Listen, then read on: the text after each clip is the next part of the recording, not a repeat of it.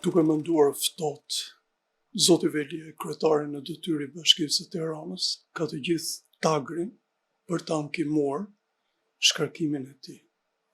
E para sepse është një radhë procedurash e cila duhet ndiqet dhe ju e dini duhet të ketë një vendim të formës së prerë dhe pastaj të merret vendimi që u mor në fakt nga kryeministri mbas kërkesës diktuar të këshilltarëve socialistë.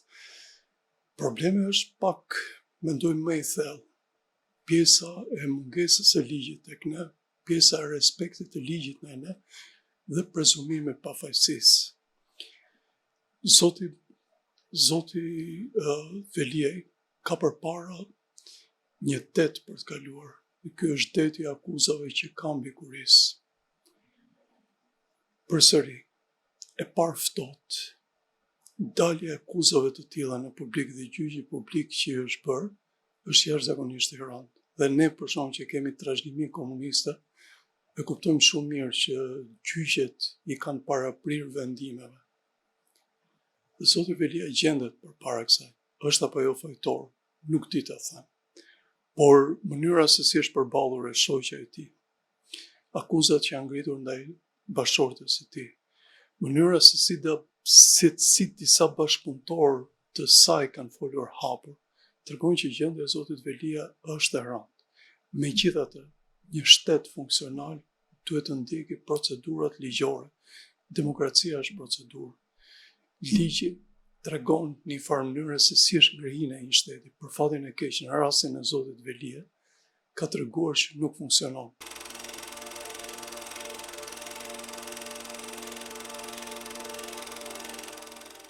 Duhet të llogarisim se çfarë është bërë me njerëzit e thjeshtë. Kam në kokë dhe më shqetëson shumë fati shumë shqiptarëve që me sasi të papërfillshme droge gjenden në burg, duke ditur dëndurinë shumë të madhe të burgjeve tona, kushtet tona. Mendoj që kjo të paktën duhet ishte në vetdijen e njerëzve të cilët filluan procedurat e shkarkimit të tij për të qenë të kujdesshëm, e para për të respektuar ligjin dhe me radhë. Por nga ana tjetër lidhet diçka tjetër, që Zoti Rama, kur merr një hap, e ka të kalkuluar jashtëzakonisht mirë. E para për uniformitetin që ka bërë të njerëzve të tij. Një lloj detashmenti që sot është pa gojë, pa identitet dhe mbi të gjitha pa forcën e arsyes. Forca e arsyes diferencon individin në një shoqëri, komunitetet në një shoqëri. Shqipëria akoma nuk ka mbaruar një reformim mendor të saj. Dhe prandaj jemi në këtë lloj situate. Ne mendojmë se kemi bërë shtetin, ne nuk kemi bërë mendjen e individit shqiptar. Prandaj nuk funksionon shteti në strukturat e veta. Nuk respektohet shteti nga njerëzit të cilët duhet merren me ligjin, me gardianët e saj. Kryeministri me fuqinë e jashtëzakonshme që ka prej kushtetutës tonë, duhet ishte shumë i kujdesshëm. Por kjo na bën të shkojmë tashmë ke pasojat.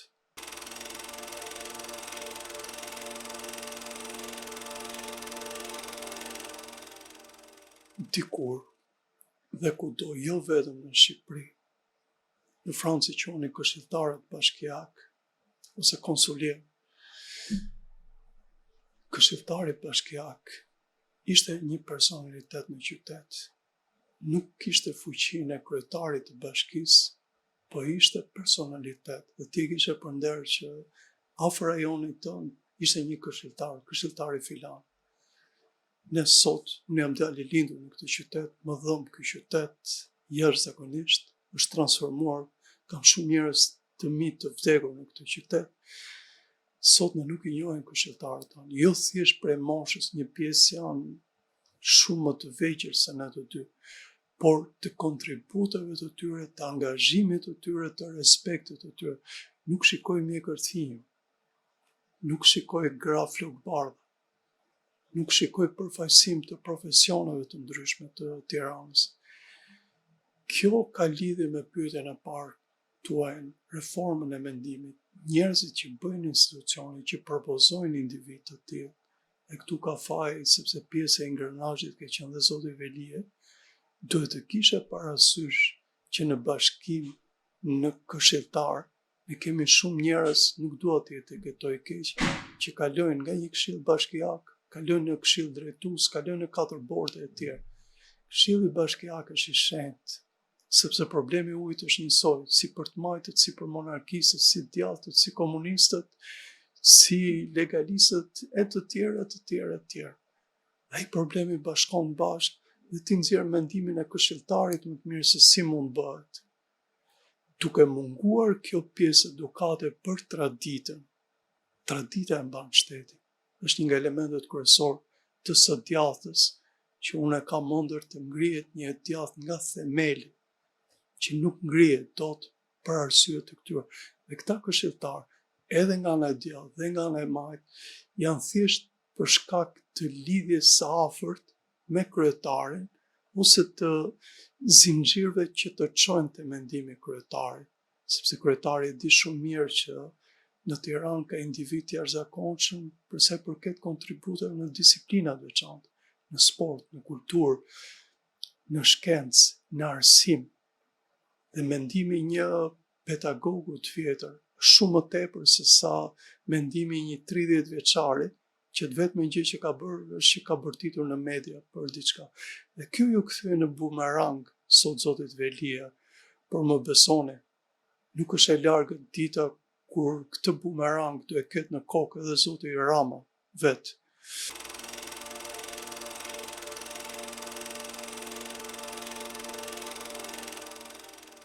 Në duke nuk ndodh asgjë, por brenda Partisë Socialiste gjërat janë plasëritur.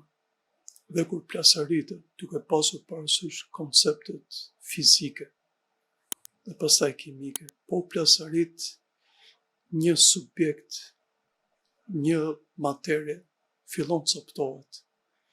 Dhe në shembullin të dy e kemi parë në asamblen e fundit të Partisë Socialiste.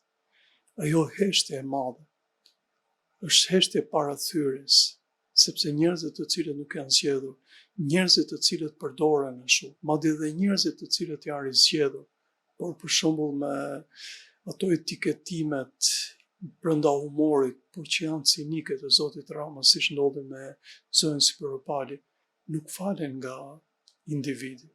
Individi është një qenie që menaxhohet nga reaksionet kimike në pjesën më të madhe të tij.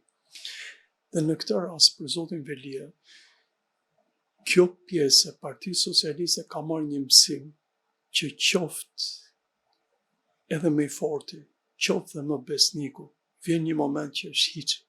Prandaj nëse pat një pjesë të madhe të njerëzve socialistë jo thjesht rinin si nxënës, por rinin si para një akti të madh penaliteti.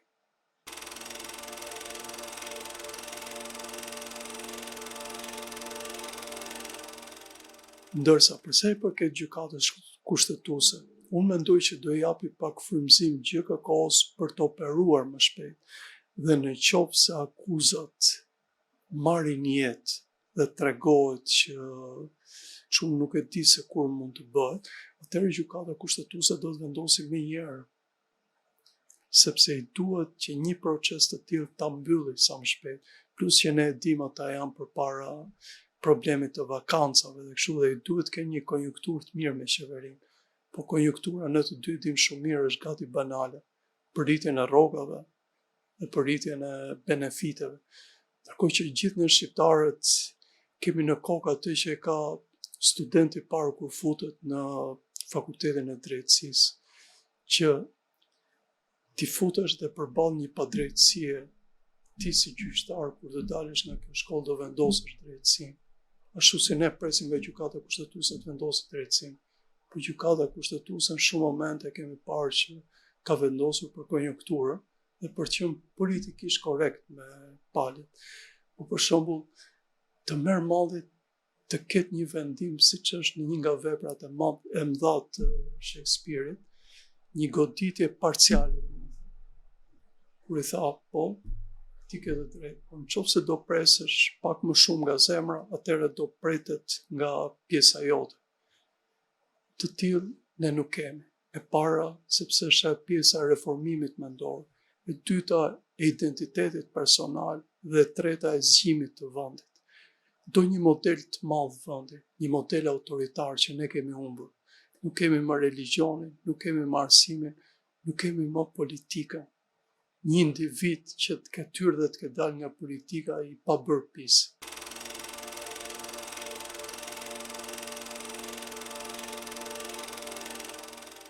Më është dashur përballë njerëzve të opozitës, u kam kërkuar nga njoja dhe nga respekti ndërsjell diçka. Identifikoni bazën. Filloni të identifikoni bazën, se keni vite që ju nuk njihni bazën.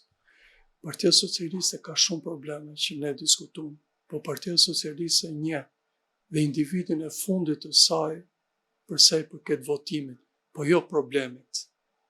Kjo ha vend për një diskutim tjetër nëse do më jepni mundësinë që ta bëjmë. Ndërsa tek Partia Demokratike, sepse ajo është opozita, është formuar një lloj aristokracie e cila nuk do të di fare për njerëzit e terrenit. Dhe ky është shqetësimi im më i madh. Shkoj vazhdimisht në protestat e Partisë Demokratike. Kam trishtim kur shikoj njerëzit që grumbullohen, janë të varfër, konfuz, të paorganizuar, artikulojnë keq. Dhe kjo është pjesë e varfërisë të tyre, jo e varfërisë mendore, nuk duhet besoj varfërisë mendore, po varfëria të krijon dhe probleme mendore. Ne gjithë kemi kapur situata të tilla gati, se tillë është gjendja në Shqipëri, dhe këtë besoj tek njerëzit e opozitës, por, ta them me pak fjalë, ata nuk njohin bazën e tyre, duke njohur bazën, duke përçuar mendimin në formë kapilare, duke respektuar kanonet kryesore të së djalltës, shtet, ai është kanoni kryesor. Duke njohur shtetin, ti zgjedh njeriu i cili nuk është për t'i dhënë lëmosh njerëzve, siç duan ta bëjnë të majtët, po që në fakt majtët kene janë më të djallë se djallët, por të forcoj shtetin.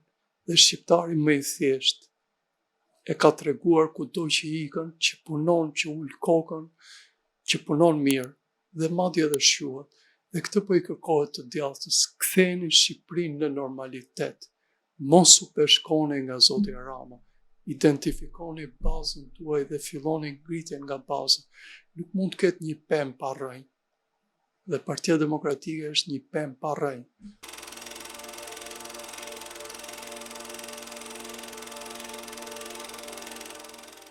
Politikat liberale dhe liberalizmi në thelb është një teori filozofike që nuk shkon me gjunjët e lodhura të Partisë Demokratike. Nuk e bëjnë dot komunistët liberalizmin, sepse duhet të jesh mendje e hapur. Dhe një pjesë e njerëzve që u futën ke Partia Demokratike, me kohë kanë treguar që kanë qenë të lidhur me regjimin. Bërtasin për komunizmin sot, bërtasin ata që kanë lidhje më shumë me komunizmin, bërtasin të themi për spionët e tjerë, ata që kanë lidhje. Nuk bërtet njeriu që nuk ka qenë spion, nuk ka pse të bërtasin, se ne të gjithë e dinim Tiranë, kush ishte Luli, kush ishte Bene, kush ishte tjetër. Nuk ke nevojë të bërtasësh. Ky është rasti i Partisë Demokratike që na identifikoi që ne nuk duam ta njohim të kaluarën dhe ne e transformojmë të tashmen për interesin e momentit. Zoti Berisha nëpërmjet mekanizmave, duke njohur shumë mirë atë që Zoti Rama po e kthen në art, shfrytëzimin e shtetit për benefite. Zoti Meta pastaj e kaloi në pjeshtri, bën që shumë individ ti transformosh nga ana antropologjike. Dhe jo thjesht njerëz, kur them njerëz gati breza. Ne kemi shumë breza të ri që bënin në rrugën e shkurtër. Për shembull, profesor Fuga, ndoshta më duket tek ju ose dikun tjetër thoshte që kishte penalizuar një vajzë shumë të mirë studente sepse kishte ardhur me një tezë për punën e klikimeve në një bashki për kryetaren e bashkisë. Ndërkohë që ne njerëzit e bashkisë duhet kemi njerëzit që duhet punojnë na zgjidhin hallet tona.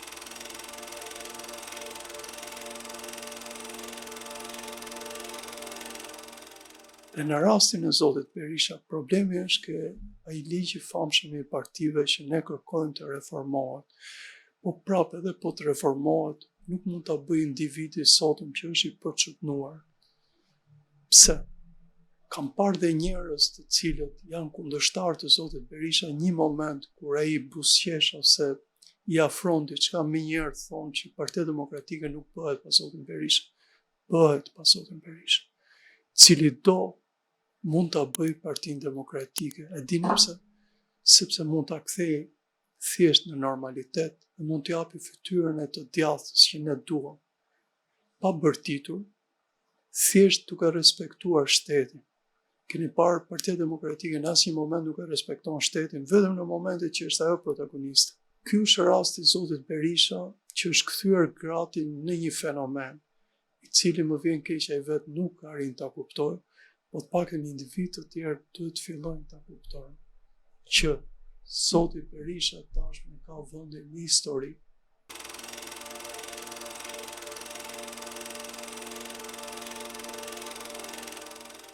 Qoftë Berisha, qoftë Rama, nuk kanë asnjë botim të tyre.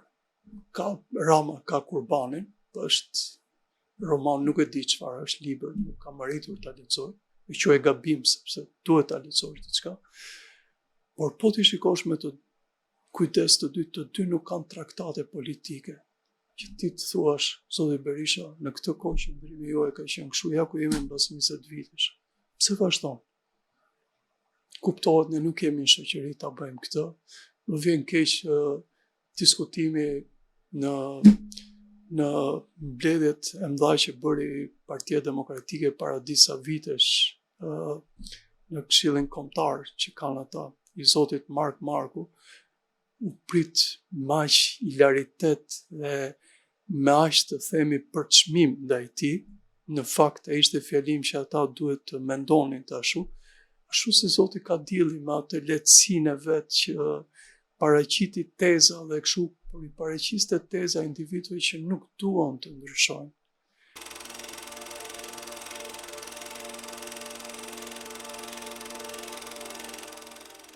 Nuk është e largët dita që besoj do vinë njerëz dhe punën më të madhe do kenë në këtë higjienën, rifreskimin e higjienës së partisë, rifreskimin e higjienës ideologjike të partisë. Kemi Parti e Djathtë, edhe ne kemi dashur luftën kundër fashistëve, ne kemi bërë këtë, jemi ndarë me komunistët për këtë e tjerë. Të them një element fundit që lidhet me pjesën e Partisë Demokratike. Unë shumë herë më duhet nga konstatimet dhe këtë them publikisht që Partia Socialiste dhe Partia Demokratike kanë dalë nga mitra e Partisë Punës. Partia Socialiste është mirëfilli vazhdimit tyre. Data e tyre themelimit, ju e dini, është 8 nëntor 1141. Kam parë një monografi të jashtëzakonshme që ka bërë një historian që etiketojnë si të majtë, por tani e sulmojnë të majtët, zotin Kasp. Ka bërë një monografi shumë interesante për një nga njerëzit që u përpoq ta sfidonte Enver Hoxhën që në fillim ka qenë Sadik Premti.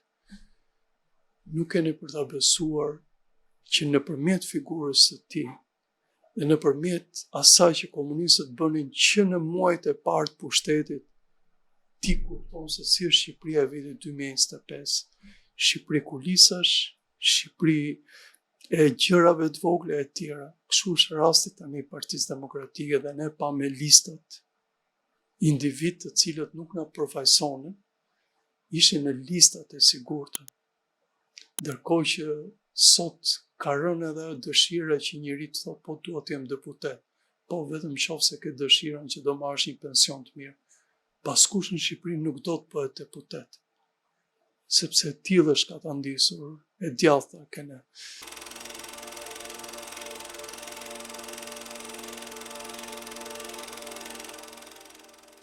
Diku në letërsi thuhet që mjaftojnë 100 burra, në anglisht është, por në fakt 100 njerëz, të cilët të jenë të vendosur për të ndryshuar një vend dhe ky vend ndryshohet.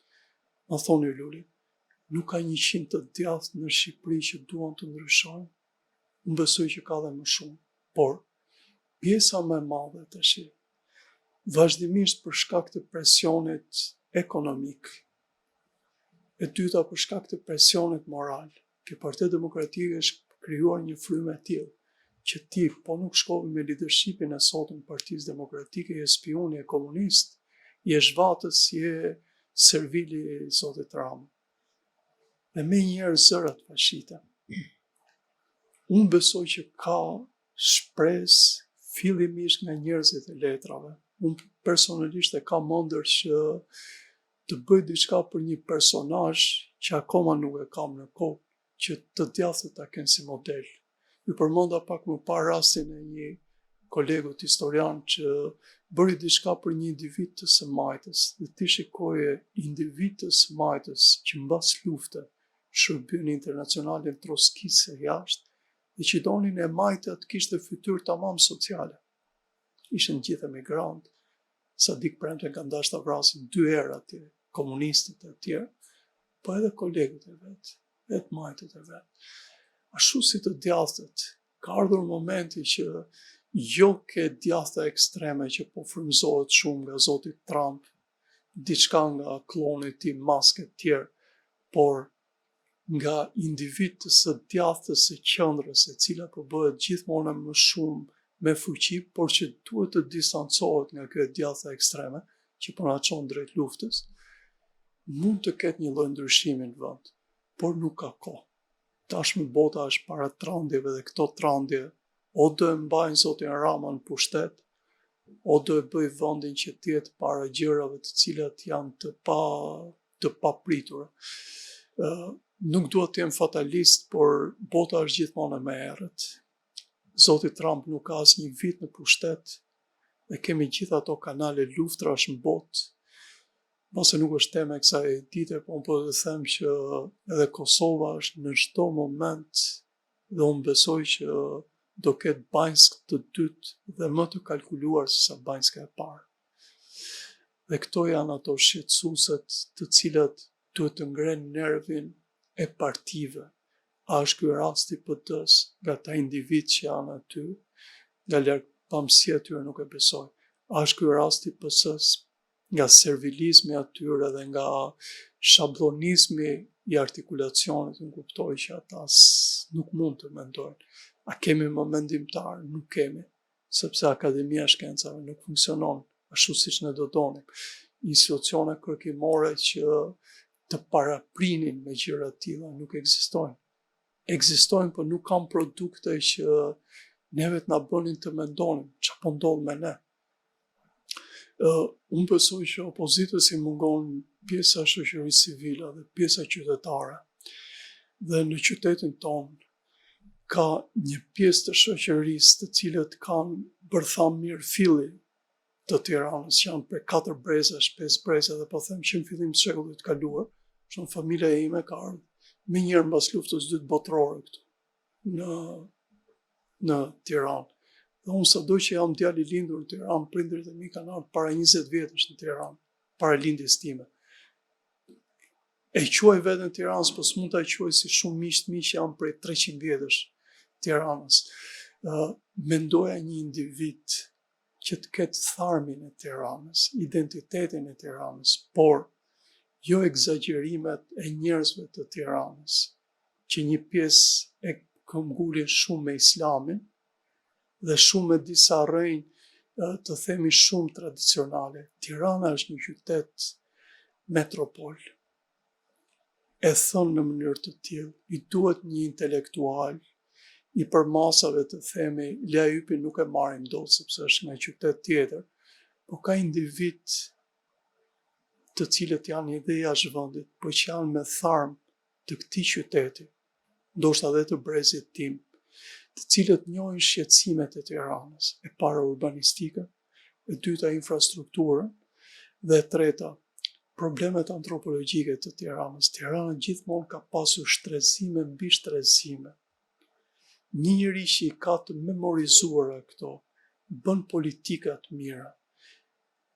Pse u them këtë? Sepse çdo kandidat i mirë i opozitës, sado që ka shanse nga të dyja partitë tashme, do ketë një armik shumë të madh në thonjza. Nuk ka armiq në demokraci, por kundërshtar shumë të madh që duhet qeveria qendrore. Qeveria qendrore, nëse merr Bashkinë e Tiranës një individ i tillë, i opozitës, do jetë gjithmonë më shumë jo ndihmëse me të. Prandaj i theksova këto 3 element. Për shembull, këtë po e ndjen zoti Rama që është në Prishtinë, kryetari i komunës Prishtinës me pushtetin qendror të zotit Kurti, sado që urbanist shumë i mirë në Londër, atje nuk e gjen dot gjuhën me pushtetin qendror. Ndërkohë që ti duhet i shërbesh qytetit. Qyteti duhet ndjej që ka ajrin e pastër, qyteti duhet ndjej që mos ketë 1 orë ujë siç ka kombinati dhe 3 orë ujë lagja ime këtu ku kam lindur, por të kemi të paktën 10 orë ujë. Nuk kërkojmë më shumë. Të paktën 10 orë ujë. Është turp ta them, sepse është prapë që e egzageruar, po